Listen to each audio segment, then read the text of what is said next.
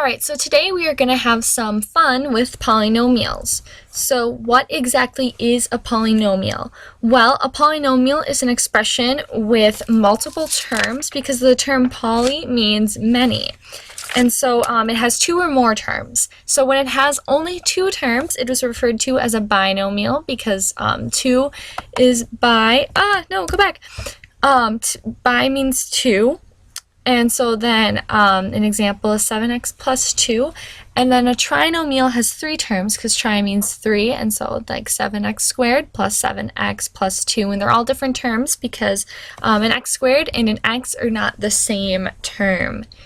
And if it has more than three terms, it's just referred to as a polynomial. Alright, so first we're going to start off with addition. I know I already have the problem all solved out here, but I'm going to explain to you what I did to solve it step by step. So first we're going to start out with the problem negative 4x squared plus 6x plus 8 plus 7x squared minus 4x plus 9. So as you see in the parentheses, we have each polynomial. So the first thing you need to check when you're adding polynomials is the term outside of the second polynomial. You need to distribute through it all. And because it's a plus sign, and technically that means there's a 1 there, and whenever you times anything by 1, it equals itself, these numbers are all going to remain the same. So then you're going to write it out again, and that's what's in black here, as negative 4x plus 6 plus 8, or plus 6x plus 8 plus 7x squared minus 4x plus 9. So we just made it a larger problem. And so then what all these different colors are on the numbers is what the like terms are. So in blue, I have the like terms of x squared, or like numeral x squared. So you take those and you add them together. So negative 4x squared plus 7x squared is going to end up, will give you 3x squared, and that's what that is. And then 6x minus 4x is going to give you a positive 2x, so that's where the plus sign comes from.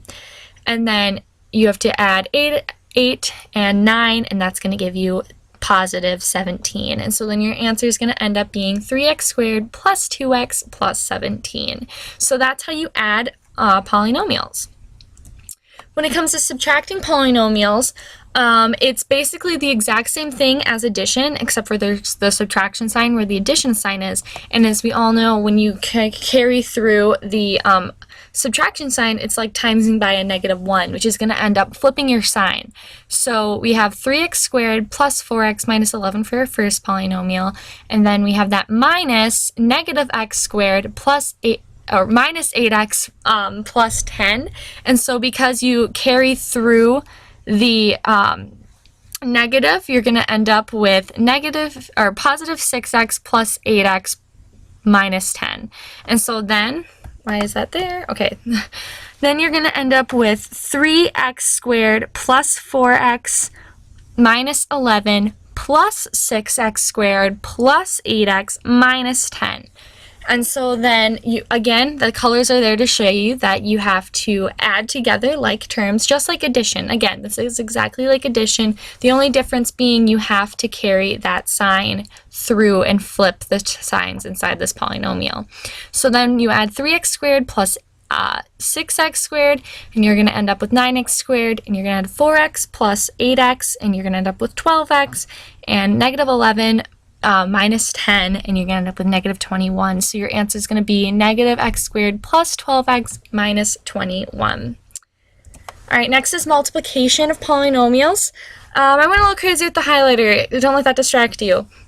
So our problem is 5a minus 2 times 4a squared minus 3a minus 1. Alright, so one thing when you're multiplying polynomials, you don't distribute across. That's what this is doing. You don't distribute across this all the way. Instead, you're going to take this term and you're going to multiply it by all of the second polynomial. And then you're going to take this term and multiply it by all of the second polynomial. So that's what's shown in red. And then that's when you use the distributive property, which is what this highlighting shows. So then you distribute 5a to 4a squared. And remember, whenever you're multiplying variables like a, you're going to end up adding them. So that's the rule of exponents. So technically there's like a 1 here. And so that's why it's going to equal 20a to the third.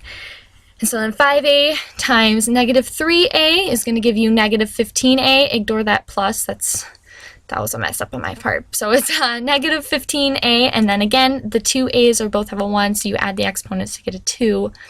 And then continue on with the same thing throughout and in the second problem. And so then that's what this is all showing. And then my weird underlying and circling is showing the like terms that you need to get together. So then your answer is going to end up being 20a to the third minus 23a squared plus a plus 2.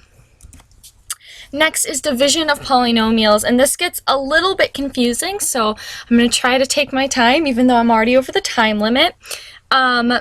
We are going to have the problem x squared minus 3x plus 2, and you're going to divide that by x minus 2. And so we're going to do long division, since that's something that many of you have already learned. And so you put your big polynomial on the inside of the long division, and then x minus 2 on the outside. So first off, we have to see how many times x goes into x squared, and it goes into it x number of times, so we're going to write x up here on the top. And so then we have to multiply x minus 2 by x, and that is going to end up giving us x squared plus 2x. And so then we have to minus x squared plus 2x from our original problem of or from this polynomial of x squared minus 3x. And so because you're minusing it, you're basically flipping the signs or adding the opposite.